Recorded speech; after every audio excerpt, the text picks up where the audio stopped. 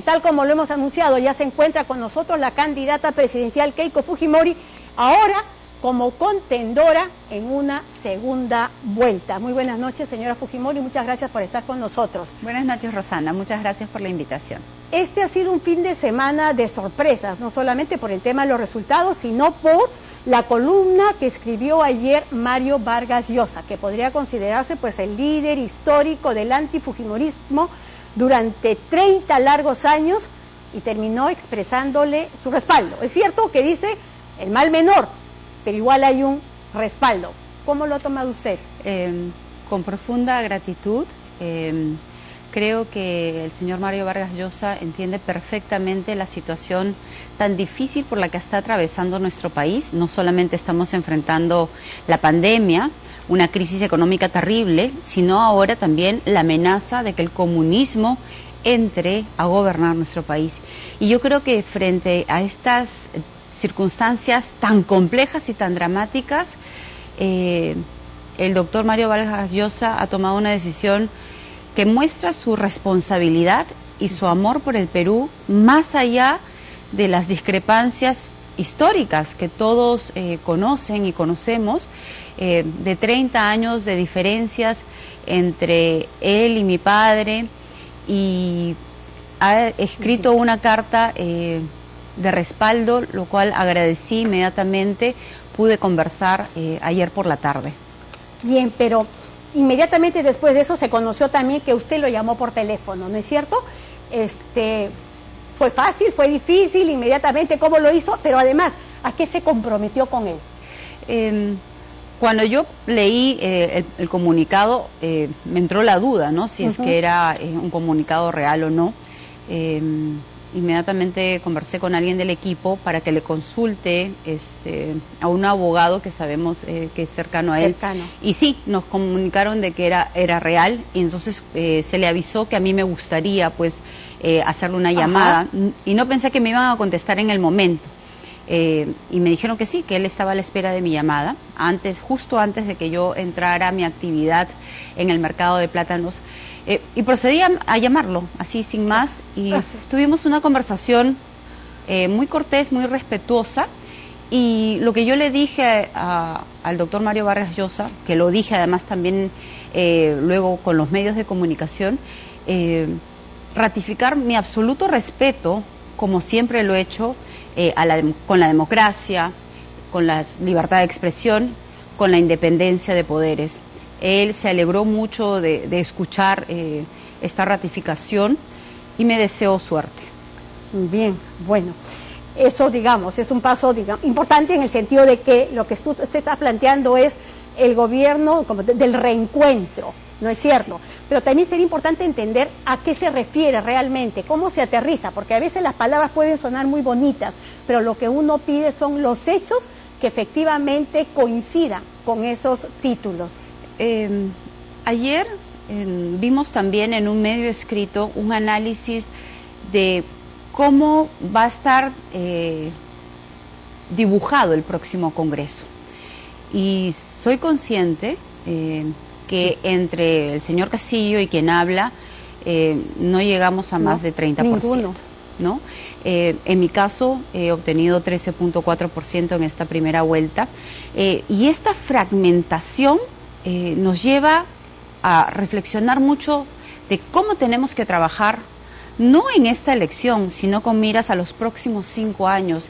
Y el único camino que nos queda es el consenso, extender puentes, y por eso es que yo planteo abiertamente el camino del reencuentro, no de la confrontación ni de la lucha de clases como lo plantea el señor Castillo. Los peruanos no queremos más división, no queremos odios. Esta situación política nos obliga a trabajar juntos. No, claro que sí, y es cierto, pero también hay dos escenarios que los vamos a ir de alguna manera explorando más adelante. Por un lado, lo que puede representar un pedido o un hartazgo legítimo, y por otro lado el tema del reencuentro, que es hacia lo que usted está caminando, lo que no quita que siga teniendo un núcleo duro de antivoto y que le exigen algunos compromisos. ¿hasta dónde estaría usted dispuesta a ceder en ese sentido? No me atrevo a decir si en el caso de Vargas Llosa, más allá de comprometerse digamos, a llevar adelante un gobierno democrático, ¿hubo algún otro tipo de compromiso? Nuestra conversación fue corta, pero yo le planteé los temas que él había señalado y, como le dije, mi absoluto respeto a la democracia. Eso significa que si es que el pueblo peruano me da la confianza, gobernaré 5 años y punto, ni un solo día más. El riesgo del comunismo es que normalmente, y lo hemos visto en otros países de la región, es que se queden en el poder. Cuando hablamos de reencuentro, yo saludo que posiciones distantes puedan trabajar juntos pensando entre la diferencia que existe entre el comunismo y una economía social de mercado. Y es que eso finalmente es la decisión que todos los peruanos vamos a tener que tomar. ¿Cuál es el camino, cuál es la ruta de crecimiento que nosotros queremos tener, sobre todo frente a esta pandemia? Y es ahí donde yo hago también un llamado a los otros grupos políticos. Hemos saludado, los dirigentes de nuestro partido han conversado con diferentes dirigentes de otros partidos, y creo que hay muchas coincidencias que podemos rescatar y podemos también incorporar dentro de nuestro plan. En los próximos días esperamos presentar algunas ideas adicionales, no solo nuestras, sino también de los otros grupos, que podamos añadir para poder enfrentar esta tragedia, sobre todo en este año del Bicentenario. Y ahora, ese porcentaje de votos que ha tenido el señor Castillo tiene que ver con toda esa frustración, con la pobreza, con este crecimiento económico que no ha llegado y que es real. Esa pobreza existe, ese descuido y abandono del Estado existe. ¿Qué hacer en ese sentido? Porque, claro, para una persona que vota por él no basta con que le digan este modelo económico va a seguir vigente, va a seguir igual. Y es obvio que el grito es cambiemos. Durante los últimos años, Rosana, lo que hemos podido ver es que los recursos, los presupuestos se daban, pero lamentablemente esto no se ha transformado en obras, en beneficios, en agua, en un apoyo directo a tantos sectores abandonados.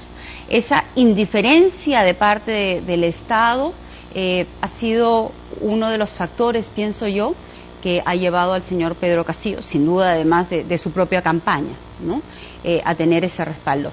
Pero creo que también es importante señalar que él no es el único representante de estos sectores desprotegidos o de estos sectores olvidados. Fuerza Popular y el fujimorismo, si algo se ha caracterizado durante los años de gobierno de mi padre, fue justamente trabajar por las regiones más olvidadas, más alejadas, y ahí están esas obras y ahí está también esa voz y ese respaldo que nos han dado en esta elección, que lo recibo con humildad y con profunda gratitud. Claro, y también con la certeza de que sí requiere algunos cambios y sí requiere algunos ajustes el modelo, empezando incluso por una reforma del Estado. Una reforma del Estado se requiere de manera inmediata. Tenemos que hacer que el Estado sea más eficiente, que las obras se puedan realizar de una manera acelera. Por ejemplo, la Costa Norte, que sufrió el fenómeno del Niño Costero en el año 2017, hasta ahora están esperando millones de familias justamente por sus obras de saneamiento, por la construcción de sus casas, de sus viviendas, y nada de eso se ha dado. Entonces necesitamos transformar el Estado, que se acerque, que sus técnicos estén en el campo, que los agricultores se sientan respaldados, que se hagan sus reservorios, sus canales de irrigación, que se lleve semillas mejoradas, que se sientan acompañados y no abandonados como se han sentido en los últimos años.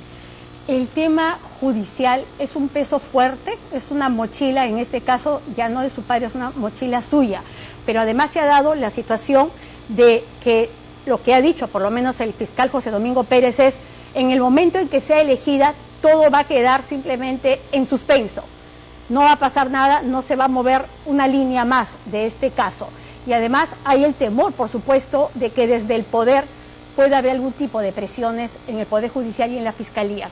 ¿Qué garantía nos da en ese campo? Creo que la mejor muestra de garantía, que soy absolutamente respetuosa de las investigaciones. Primero están los 20 años que he colaborado con tantas investigaciones que se me ha hecho, y además están mis 3 entradas a prisión y mis 3 libertades, ¿no? Se dice mucho de que Keiko tenía mucho poder. Bueno, 3 veces me llevaron a prisión y las 2 últimas veces yo sabía que esto iba a ocurrir. Es más, estaba en casa de mi madre mientras leían la 3ª sentencia y le dije a Mark, llévame al juzgado porque yo creo que el juez va a dar una resolución en mi contra. Fui y me entregué. Yo creo que ese es el mejor ejemplo de mi absoluto respeto al sistema de administración de justicia, y siempre lo voy a hacer, Rosana. O sea, no tendrían por qué estar preocupados los fiscales. De ninguna manera. Yo lo he hecho mi compromiso en algunos debates, no tengo ningún problema de volverlo a hacer. Voy a ser siempre muy respetuosa de nuestro sistema de justicia, con el Ministerio Público y con el Poder Judicial. En lo que se refiere a la libertad de prensa, cuando se hizo un estudio de parte de un observatorio legislativo, se llegó a la conclusión de que la mayor cantidad de proyectos de ley destinados a controlar o en todo caso a reducir la libertad de expresión provenían de parlamentarios de su bancada, ¿no? Como que el tema de los propietarios, quiénes debían ser, quiénes no debían ser. Este tipo de proyectos o de iniciativas ya no se van a dar.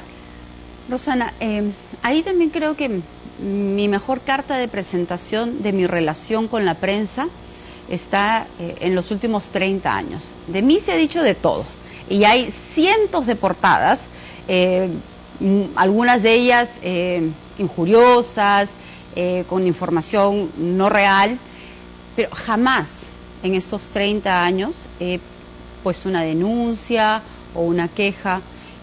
Y en esta última etapa de la campaña electoral, algunos medios que han sido adversos y muy críticos míos me invitaron incluso a escribir una columna, pues lo he hecho, ¿no? Porque yo creo en la autorregulación y prefiero que haya un exceso, pero de mi lado siempre van a encontrar absoluto respeto a la libertad de prensa y de expresión. Claro. No, claro, pero digamos, esos proyectos como que de alguna manera generaron algunas señales de alerta, ¿no es cierto? Entonces a eso voy yo. Ese tipo de proyectos ya no se van a presentar porque esos medios lo que interpretaron fue esos proyectos son precisamente la respuesta a... Seremos mucho más escrupulosos para que no haya ese tipo de malas interpretaciones. El tema del COVID, señora Fujimori, la cifra de hoy es aterradora. Sí. 433 muertos en un solo día. Ya no estamos en 250 ni en 300, 433. Una pandemia que es la que también ha generado toda esta insatisfacción, toda esta frustración y dolor en nuestro país. Primeras medidas de acceder usted a la presidencia. Sí, Rosana, permíteme a través de las cámaras de Panorama enviar mi solidaridad y mi saludo a las familias que lamentablemente día a día están perdiendo a sus familiares. Efectivamente, esta cifra es una cifra récord que debe llamar mucho la atención, sobre todo a este gobierno, a ver qué medidas se tienen que tomar antes del cambio de gobierno. Nosotros lo que hemos señalado es que se tiene que saber la verdad, y ese es uno de los grandes problemas que lamentablemente tomó muy mal el presidente Vizcarra al utilizar las pruebas rápidas y el no saber realmente quiénes son las personas contagiadas y no hacer una política de rastreo. Nosotros hemos dicho que con el doctor Bustamante se van a aplicar 70.000 pruebas moleculares por día y se tienen que construir por lo menos 100 plantas de oxígeno de manera inmediata, y convocaremos pues a la empresa privada también para hacer esto de una manera más celera. Una vez que estas plantas de oxígeno estén construidas, se les delegará a las Fuerzas Armadas para que hagan la distribución del oxígeno de manera gratuita. En las zonas más alejadas se entregarán concentradoras, de tal manera que ningún peruano más, como ahora está sucediendo, muera por la falta de oxígeno. Pero principalmente las vacunas, ¿no?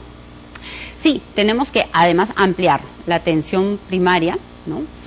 Aumentar las camas UCI, construir más centros de salud, y el programa de vacunación, que hasta ahora lamentablemente ha sido un fracaso.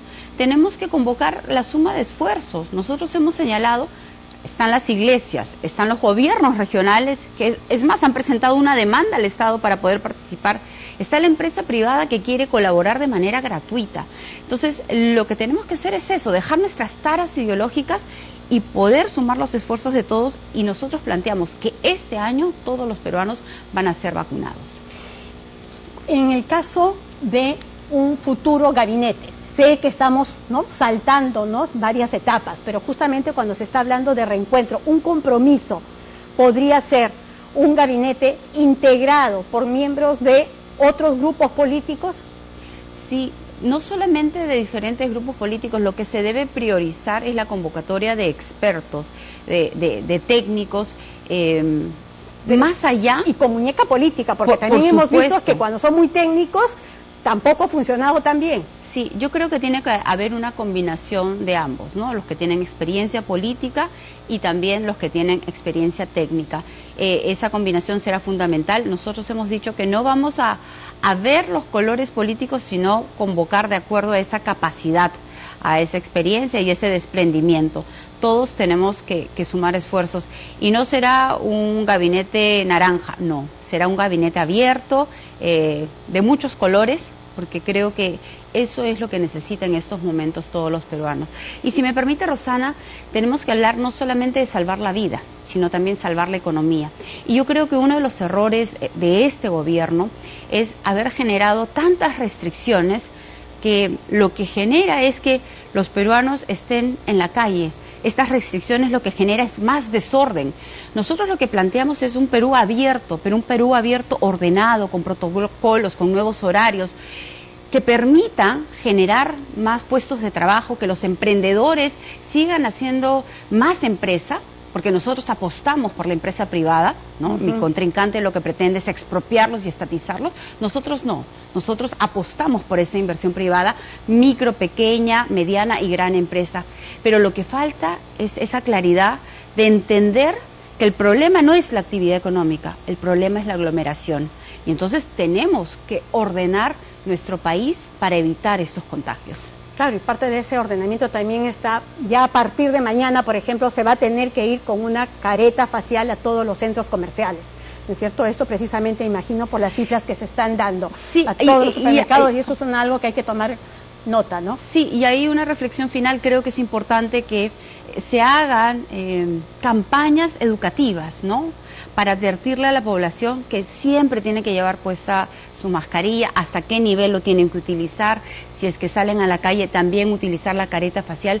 Todas esas recomendaciones van a ser muy importantes para poder disminuir los niveles de contagio. ¿Con qué, en todo caso, líderes de partidos políticos ya tuvo contacto? ¿Lo puede compartir?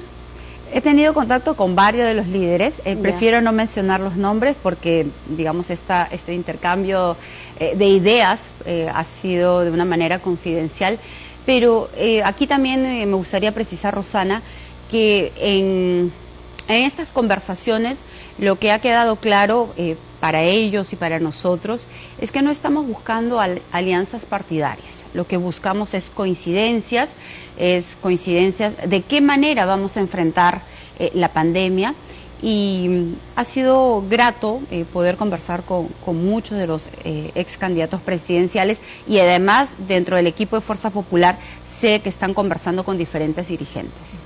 Para lo que sería este núcleo duro del antifujimorismo, ¿cabe la posibilidad de una revisión de su propuesta del indulto a su padre? Yo he sido muy clara desde un inicio, Rosana, en señalar que si es que mi padre no obtiene su libertad, pues esta se dará a través de un indulto. Creo que la forma de bajar el antivoto, como lo hemos venido haciendo a lo largo de todas estas semanas, es explicando, aclarando, incluso yendo a las entrevistas difíciles, porque creo que esas preguntas también me permite llegar a personas que tienen sus dudas, su rechazo. Será una responsabilidad mía el poder ir generando confianza. Sí. Y yo aspiro, Rosana, que en esta segunda vuelta no se priorice el voto en contra de, sino a favor de una propuesta. Y creo, vuelvo a repetir, tenemos que elegir entre el comunismo y una economía social de mercado. Y esta dicotomía, esta es una contienda entre los ricos y los pobres, como lo está presentando su contendor. ¿Se siente la representante de este establishment? Yo rechazo ese tipo de afirmaciones que lo que genera es división y odio entre peruanos. Además, que está claro que ese es un lenguaje marxista y comunista de parte del señor Pedro Castillo. Yo no estoy calificando a su persona, estoy calificando sus ideas. Y lo que voy a hacer es confrontar y combatir sus ideas. Y eso es lo que esperamos que en esta segunda vuelta todos los peruanos puedan ver cuáles son nuestras propuestas y cómo queremos desarrollar nuestro país. Entonces, yo creo que en estos momentos de fragmentación, porque lo hemos conversado hace unos instantes, Rosana, no se necesita más divisiones, lo que se necesita es un reencuentro. Y ya para cerrar, y esa es una pregunta que le hice en las elecciones del 2016, si usted gana, ¿ya no postulará ningún Fujimori para el siguiente, para el 2026? Vamos a contestar la pregunta, además siendo extensa, porque utilizaron esa respuesta para tergiversarla. No existe ninguna prohibición. Si es que alguno, claro, si es que Kenji la pregunta específica era sobre Kenji, si es que él quisiera lanzarse. Yo no he conversado con él todavía, entonces quiero hacer esa aclaración, que no existe ninguna restricción para que él siga en su vida política. Yo espero que eso no ocurra, que haya una alternancia. Claro, porque esa siempre va a ser una preocupación que está ahí latente. Bien, muchísimas gracias por haber estado con nosotros en este primer domingo, luego de las elecciones del pasado 11 de abril, y bueno, muchísima suerte. Gracias, señora Rosa.